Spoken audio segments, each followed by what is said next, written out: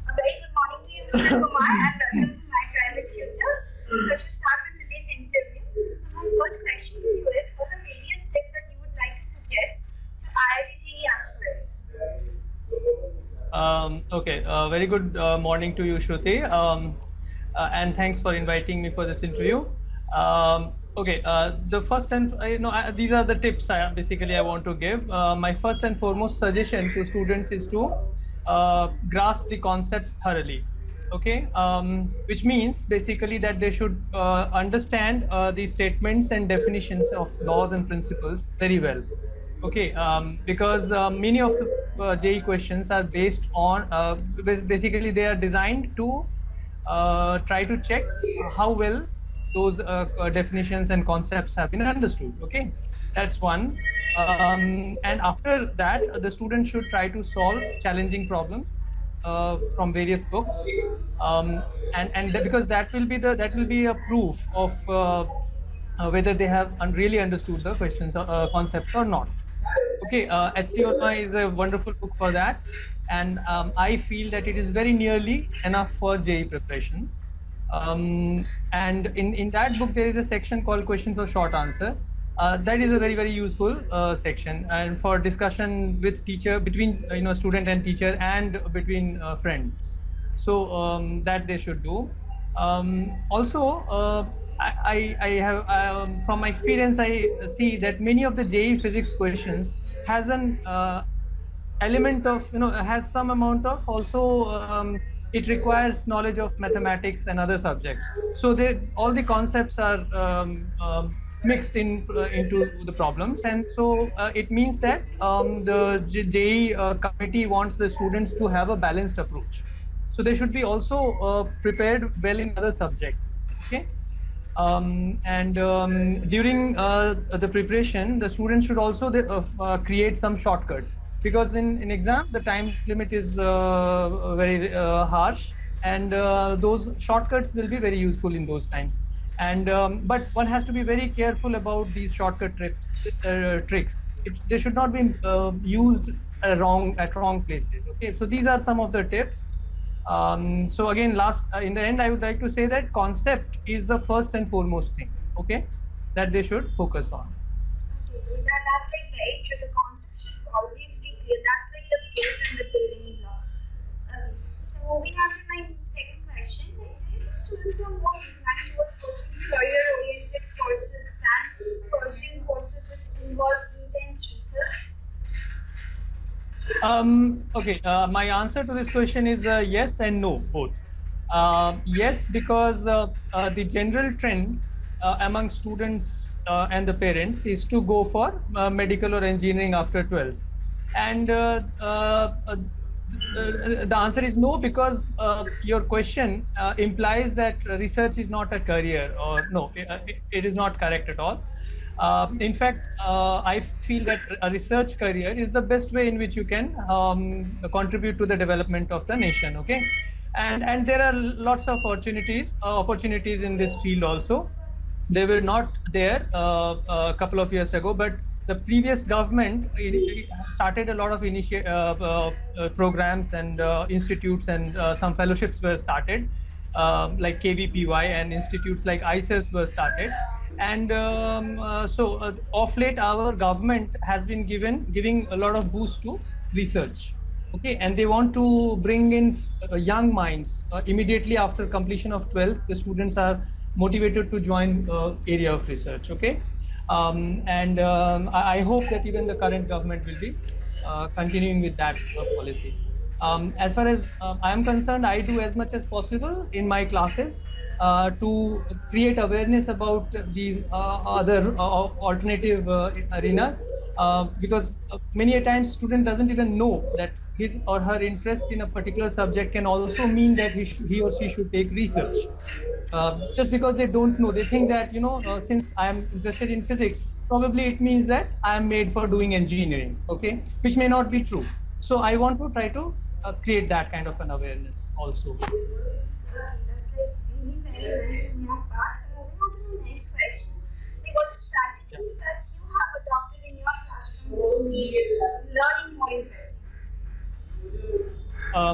Okay, first strategy is to arouse interest in my subject, and that is not very difficult because physics is really an amazing subject, very interesting subject, and I don't have to put too much of effort to do that. I try to bring out the usefulness and power of this subject. Okay, and thereafter I try to create an atmosphere of challenge and competition in my class, where in some sense there are small subtle um, uh, you know motivation or prizes are given to students who perform better than others. So it's not really a material kind of a thing. It's more of just a small a word of appreciation or something like that. So that way I try to create an atmosphere in which knowledge is respected in the class. Okay. Also, I try to make the class interesting by designing new physics questions, interesting physics questions, and try to make the whole class participate in it to solve it. So that these are some of the tricks by which I use to make my class interesting and motivate the students.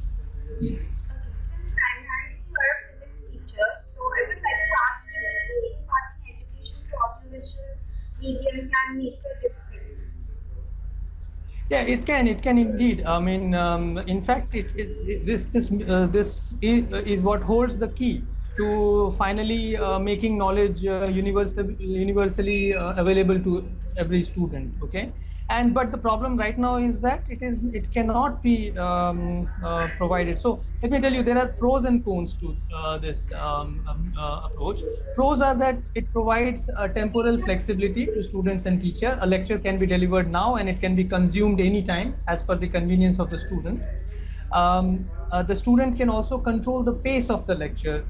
Some students are not so fast to grasp, so they can basically slow it down to match their pace. And foremost of all is that it has a much wider reach, and it can especially reach people or students who are economically not so well off.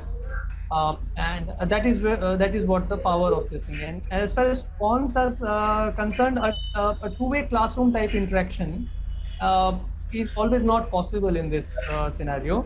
However, live lectures are also there, in which case you don't even this drawback is taken care of.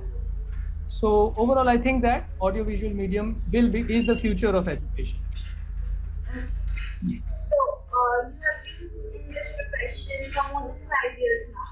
So, you must be having a lot of students' successful stories. So, could you share some with us? Okay, so let me start with the last year, the year which has just ended. In this year, I have basically had guided 10 students individually, and also I have guided a class of 11th and 12th, both of which consisted of about 10 to 15 students. Amongst those individually guided students, four are targeting JEE mains and advanced. One is targeting the next year's medical exam, and she's her